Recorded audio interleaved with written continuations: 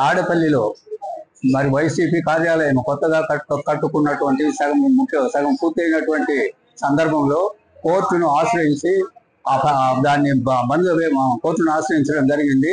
TDP కార్యకర్తలు పోయి అక్కడ కట్టడానికి వీలు లేదని ఎన్నో సంక్షేపాలు ఆటంకాలు సృష్టించినప్పుడు కోర్టుకు వెళ్ళడం జరిగింది. కోర్టు ఆదేశాల మేరకు కూడా దాన్ని ఆపాల్సిన అవసరం లేదు. కోర్టు అధికార కేసు కింద ఏం లేదు.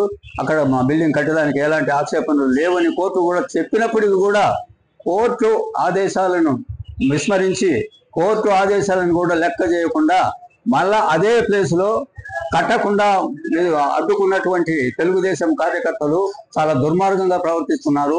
ఇటువంటి దుష్ట పరిపాలన చేయాలంటే ఇక్కడ కార్యకర్తలందరూ చూస్తా ఊరుకోరు. గతంలో దాదాపు ఈ దేశంలో ఏనాడు జరగని విధంగా మరి ఆంధ్రప్రదేశ్లో అన్ని సంక్షేమ పథకాలు జగన్మోహన్ రెడ్డి గారు ప్రవేశపెట్టినటువంటి సంక్షేమ పథకాలు బీద బడుగు బలహీన వర్గాలకు కుల మతాలకు అతీతంగా రాష్ట్రాలకు అతీతంగా అందరికీ ప్రతి ఒక్కరికి న్యాయం జరిగే రీతిలో ఇవన్నీ ఫలాలు అందించినటువంటి ఏకైక నాయకుడు జగన్మోహన్ రెడ్డి గారు. అటువంటి నాయకుడిని మీరు అక్కడ ఆఫీస్ కట్టించున్నారంటే కూడా అడ్డుకోవడం అనేది ఇది చాలా విచిత్రమైన పని. ఒక ముఖ్యమంత్రిగా ప్రమాణ స్వీకారం చేసినటువంటి మరి ఈయన ఇప్పుడు కొత్తగా ఎక్కినటువంటి ముఖ్యమంత్రి గారు సహచరులతో చెప్పించి ఈ విధంగా అడ్డుకుంటున్నారు అనేటువంటి వార్తలు కూడా ప్రజల్లో చాలా వరకు వినిపిస్తున్నాయి. ఇది ఎంతవరకు సమంజసమని కూడా ప్రతి ఒక్కరు కూడా ముక్కు మీద వేలేసుకొని మరి ఆలోచిస్తున్నారు. మరి ఇప్పుడు మీ దేశవ్యాప్తంగా జరిగినటువంటి పోలింగ్ లో చాలా వరకు అవకతవకలు జరిగినాయి, ట్యాంపరింగ్ జరిగినది అనేటువంటి విషయము ప్రతి కార్యకర్తకు ప్రతి ఓటరుకు కూడా అనుమానాలు వచ్చినాయి.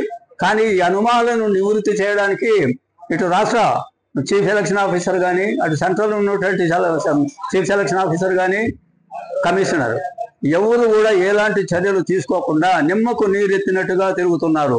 ఒక అనుమానం వచ్చినప్పుడు ఎన్నికల ఆఫీసర్ కమిషనర్ ఆయన డ్యూటీ ఏమిటంటే ఈ అనుమానాలకు తావు లేదు, ఈ విధంగా జరిగినది ఎలాంటి ఇబ్బందులు జరగలేదు, న్యాయం జరిగిందని ముందుకు వచ్చి చెప్పేది ఏ కమిషనర్ కూడా ముందుకు రాలేదు. ట్యాంపరింగ్ జరిగినది అనేది నిజం అనేది ప్రతి కార్యకర్తలో అభిప్రాయానికి వచ్చిండ్రు. కాబట్టి ఇప్పటికైనా కేంద్ర రాష్ట్ర ప్రభుత్వ చీఫ్ ఎలక్షన్ ఆఫీసర్లు దయ ఉంచి 60 లక్షల ఈవీఎం మెషిన్ సప్లై చేస్తే 40 లక్షల ఈవీఎంలకు డీటెయిల్స్ ఇవ్వడం జరిగింది.